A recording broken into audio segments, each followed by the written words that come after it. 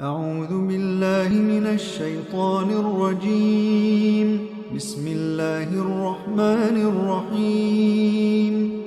والنازعات غرقا والناشطات نشطا والسابحات سبحا فالسابقات سبقا فالمدبرات أمرا يوم ترجف الراجفة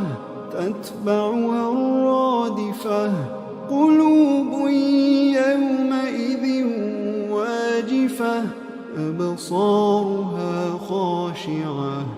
يقولون أئنا لمردودون في الحافرة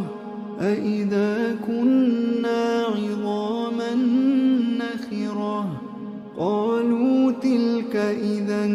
كرة خاسرة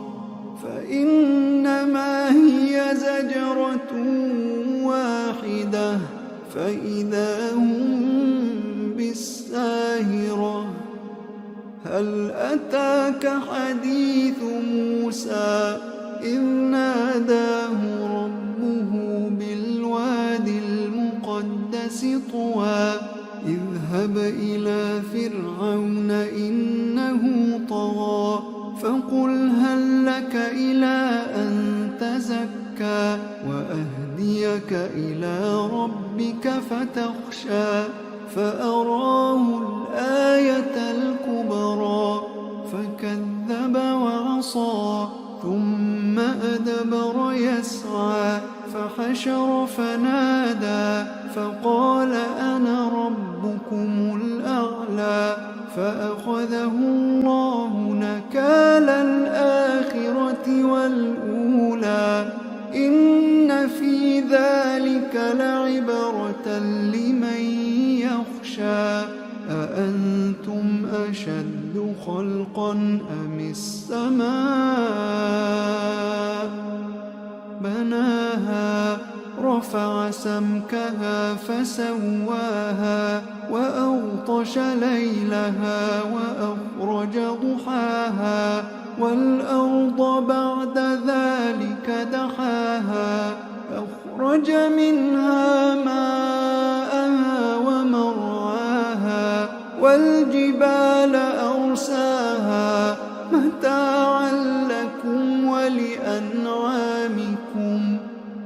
فإذا جاءت الطامة الكبرى يوم يتذكر الإنسان ما سعى وبرزت الجحيم لمن يرى فأما من طغى وآثر الحياة الدنيا فإن الجحيم هي المأوى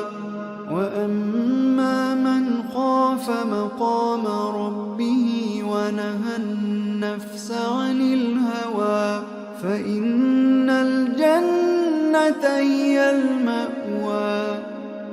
يسألونك عن الساعة أيان مرساها فيم أنت من ذكراها إلى ربك منتهاها إنما أنت منذر من يخشاها كأنهم يوم يرونها لم يلبثوا